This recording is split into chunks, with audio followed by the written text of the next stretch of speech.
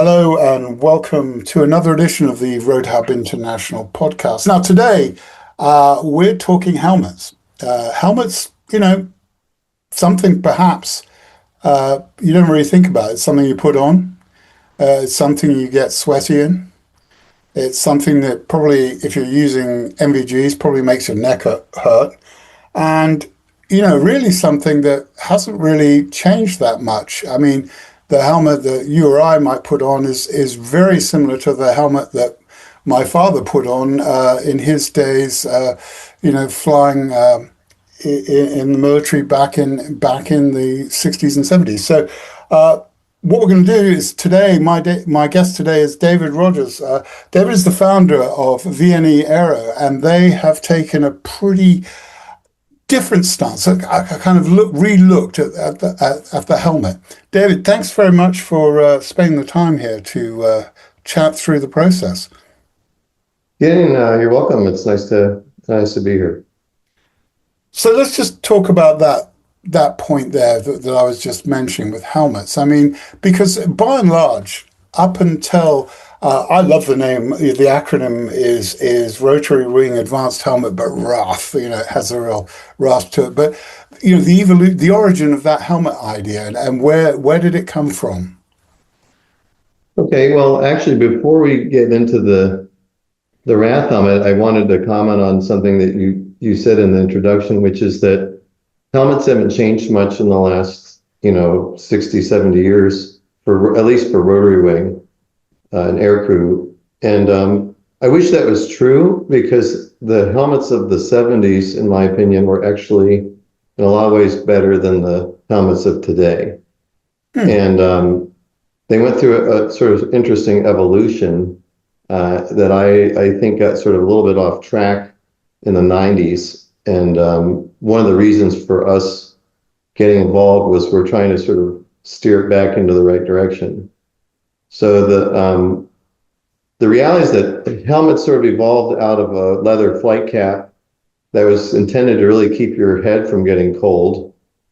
And then it was a useful way of attaching an oxygen mask for people that were flying fixed wing at higher altitudes, and some sort of goggles or eye protection, all dating back to sort of the idea of keeping your head warm and the wind out of your eyes so you could see. And then as they had communications developed, it was a good way to hold a microphone and speaker kind of headphone or ear cups against your head. So that's where helmets came from. And it dates back to the World War II era.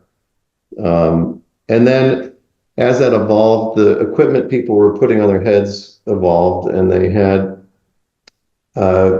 more stuff, bigger ear cups for better sound attenuation, and microphones that had better speech intelligibility.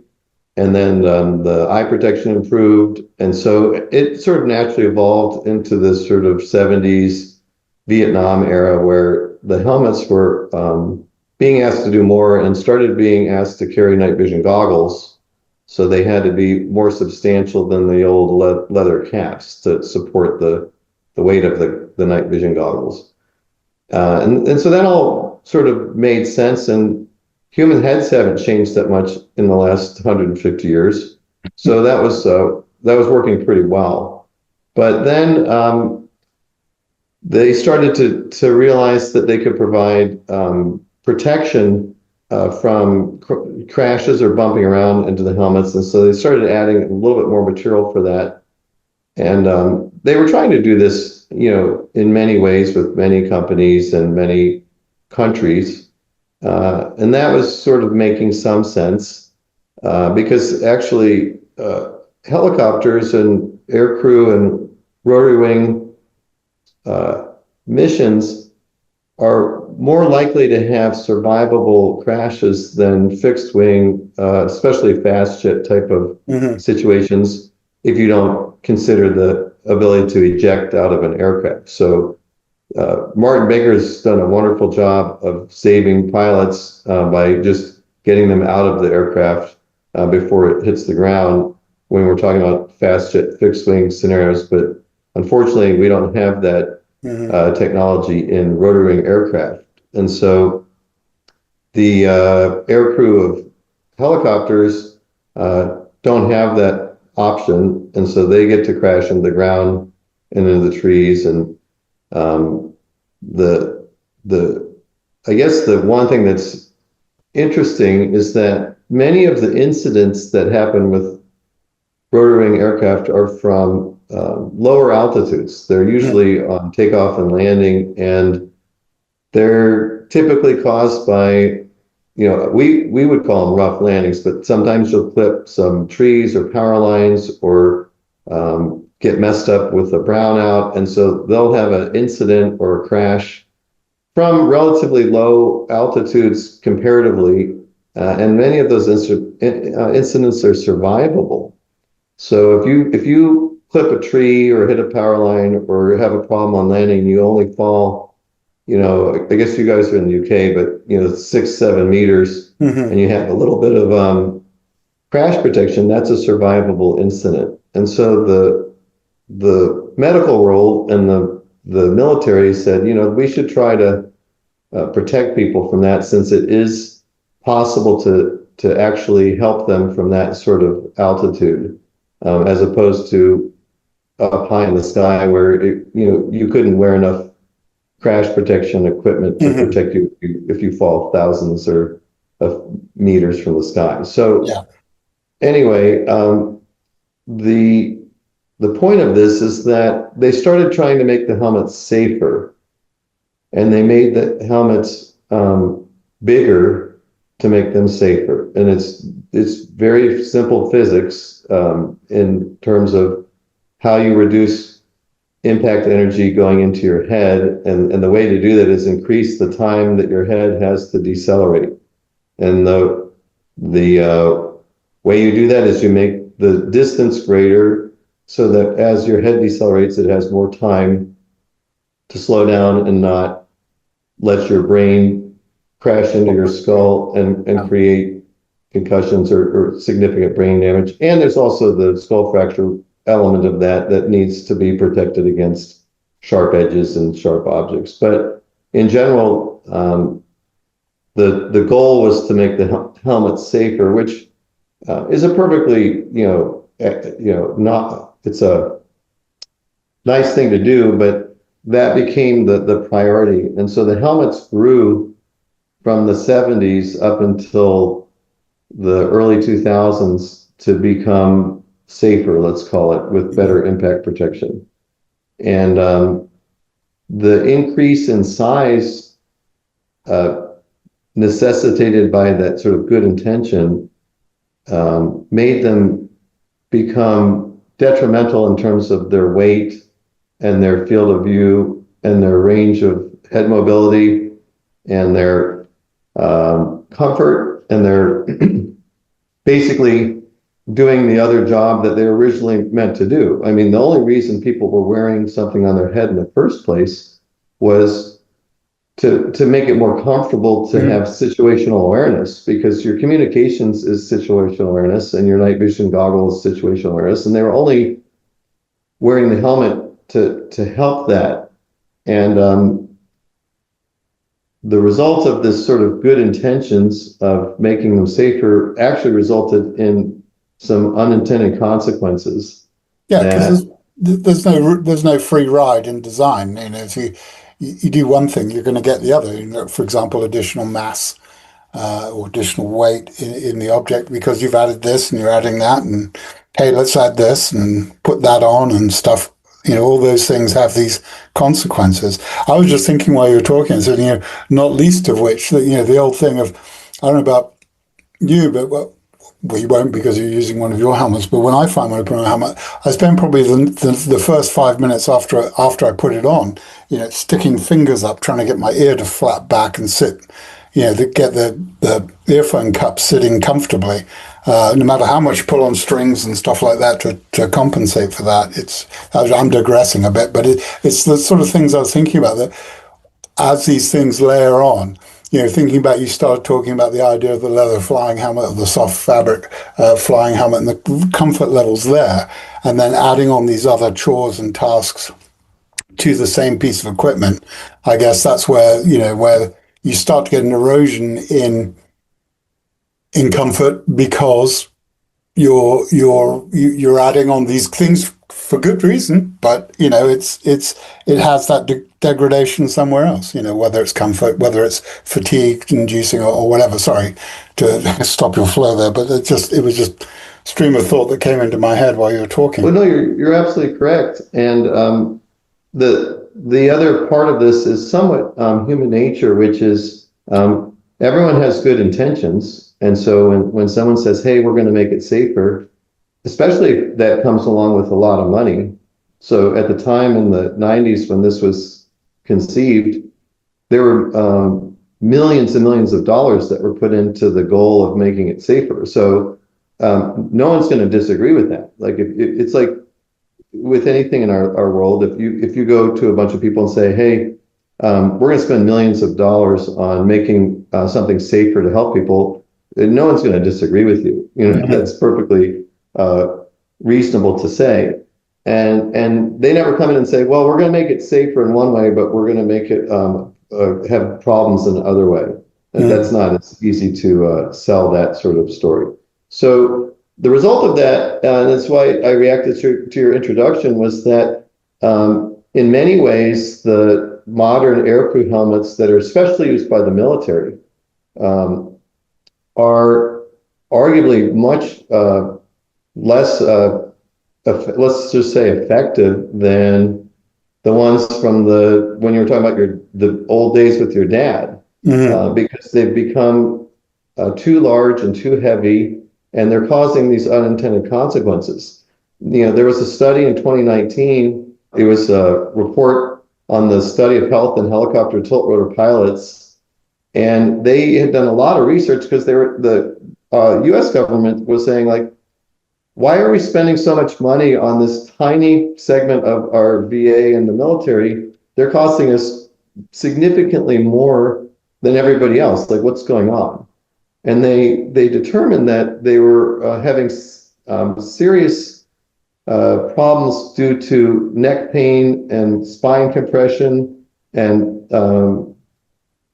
permanent nerve damage. And the people were being retired, and they were not able to fly anymore, and they were going to the VA, and they estimated that it was costing as much as $600,000 to $2 million per aircrew person in long-term disability medical care and benefits. And you think about the amount of energy and money and time we spend to qualify military aircrew and make them proficient, and you get them into their career, and 6 years into their career they become disabled, and they have to be medically retired because the helmets are too heavy, or let's call it the helmet system, because it's the helmet in combination with those technologies we're talking about. And they were flying long mission hours, and they were flying a lot of time under night vision goggles. And if you choose between seeing and not getting killed because you're on a military mission, people are going to choose that over neck pain and spine compression, but then that comes back to haunt them, after the fact. And so the U.S. Congress was like, concerned, like, why are we doing this to people? And there was a lot of concern that came out of this study.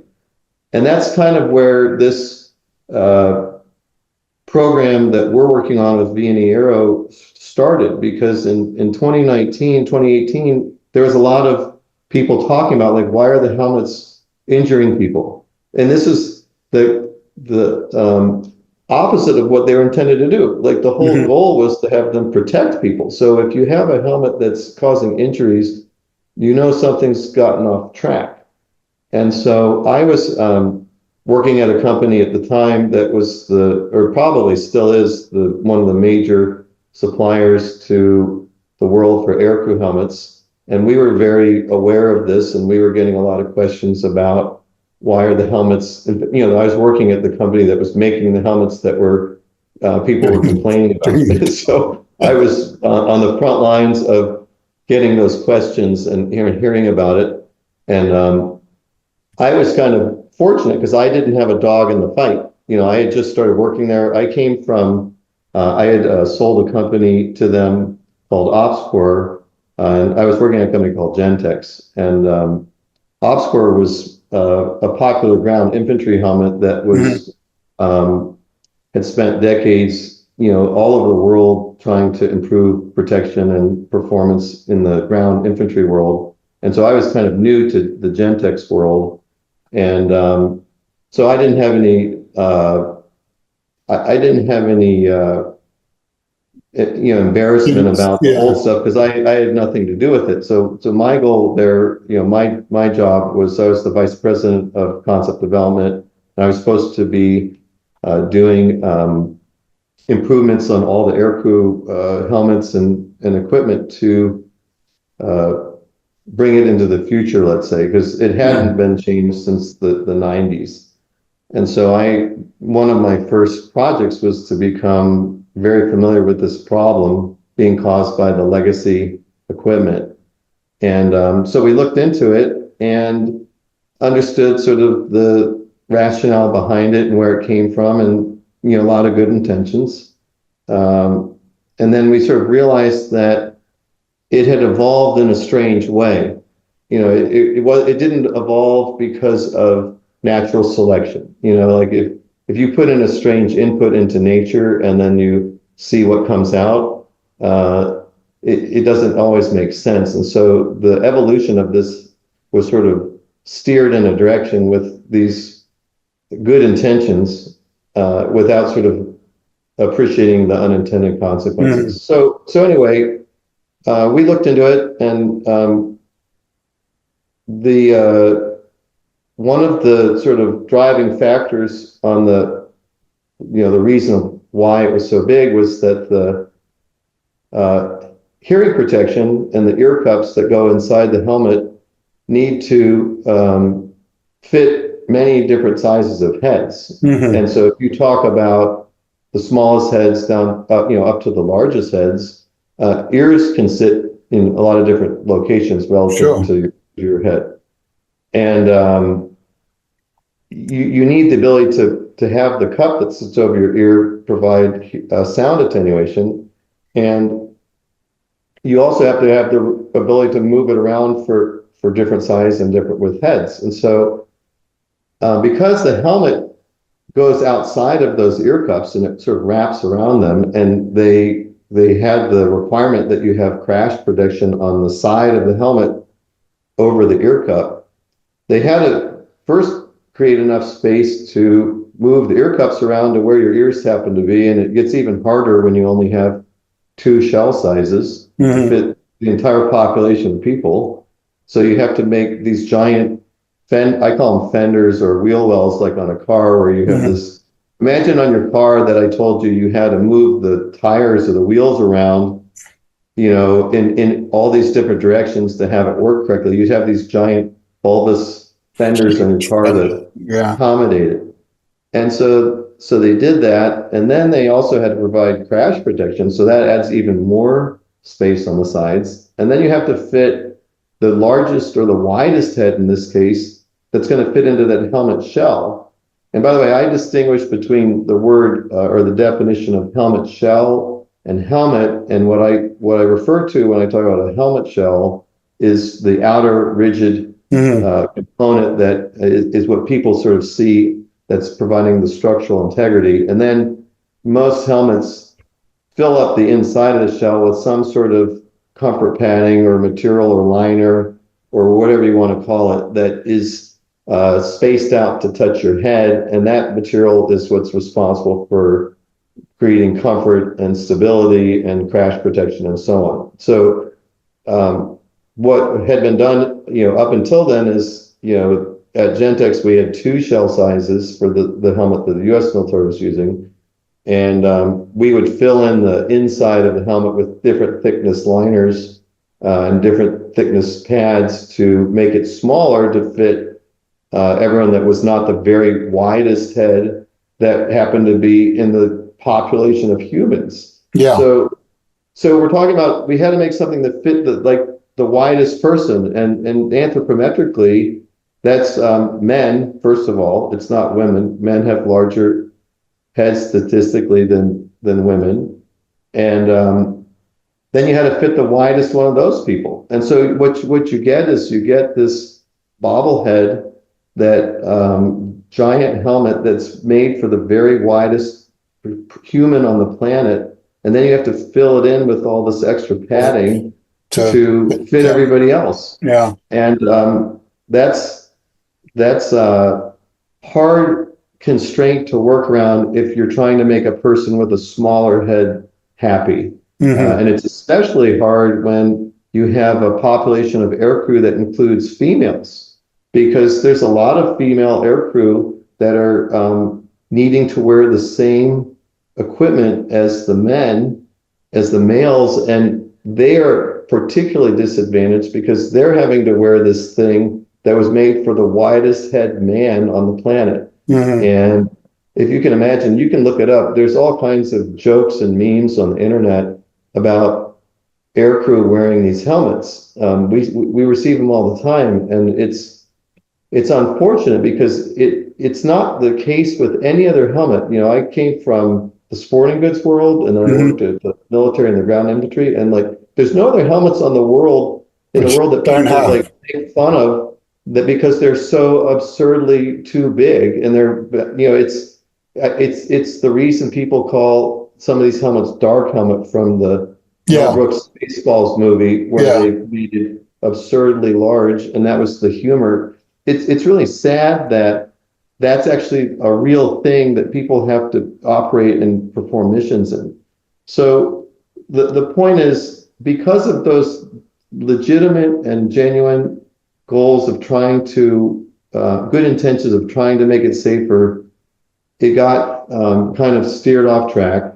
And so your references to being able to reach in and touch the ear cups and position them are all part of that same idea, where the helmets became gigantic for good intentions, and that's what the world was sort of forced to deal with. They didn't have a choice. This wasn't like a situation where people could go into the store and say, what do you want to buy? Do you want to buy the giant dark helmet, bobblehead helmet, or do you want to buy the other one?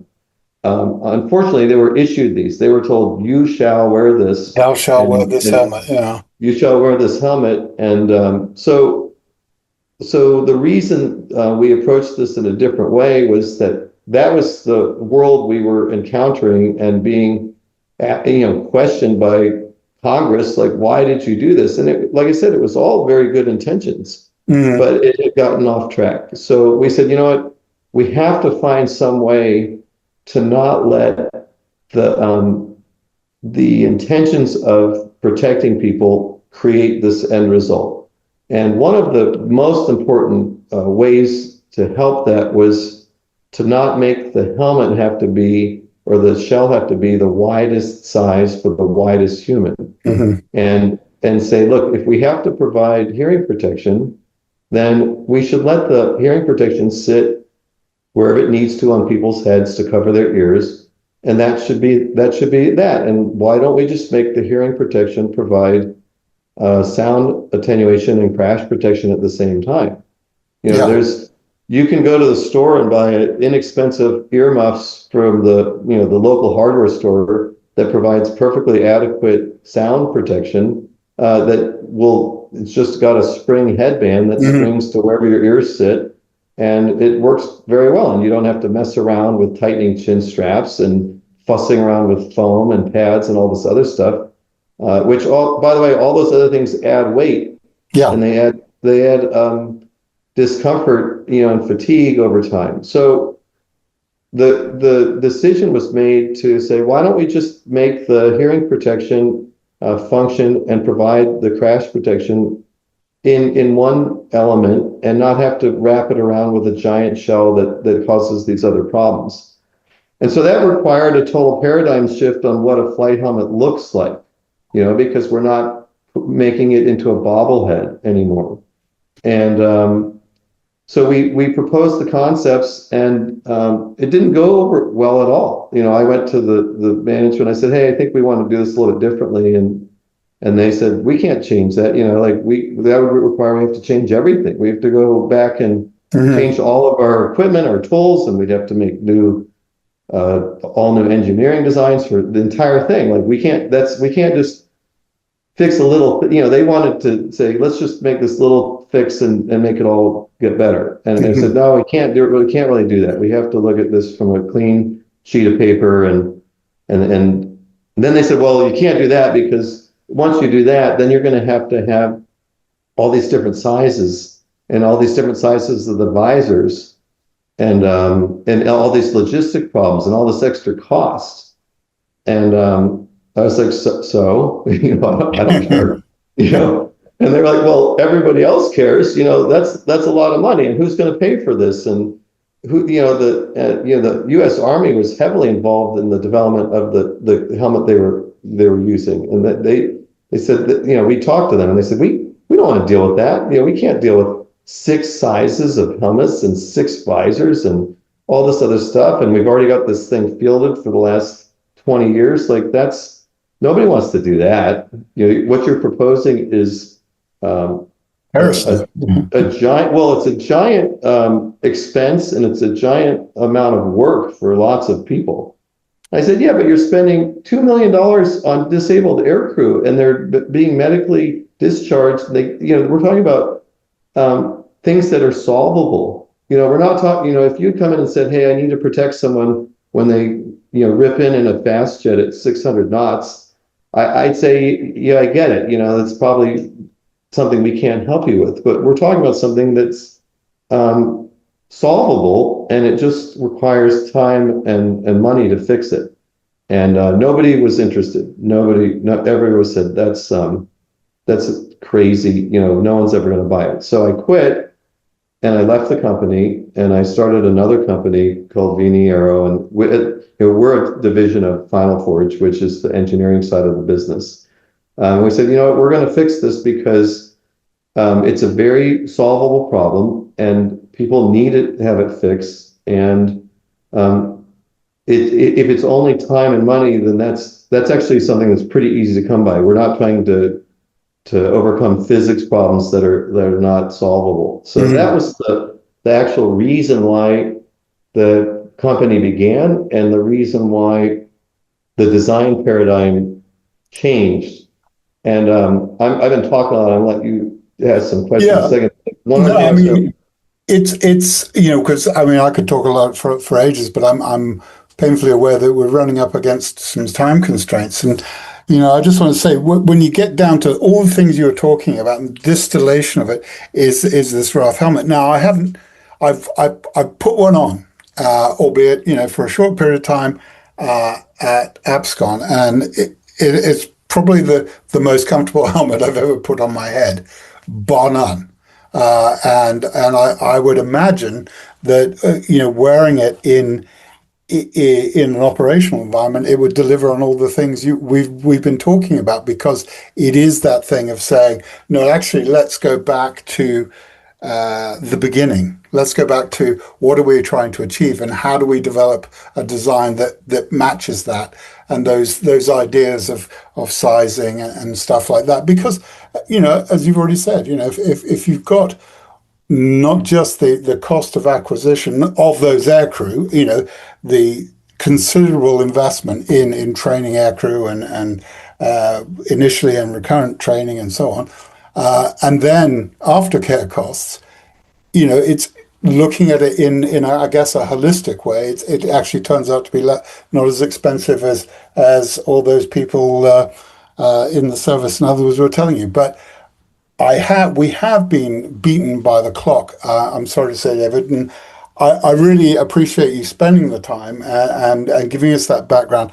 To the people listening, I urge you to look into the helmet, the RATH helmet from VNE Aero, and find out some more, because, like I say, I'm one of life's real skeptics, and every once in a while, you see something, you try it, and you discover wow, these guys have really hit on something here. And so I appreciate getting to hear and learn about where the concept and thinking came from. So, David, thank you very much for spending the time this afternoon.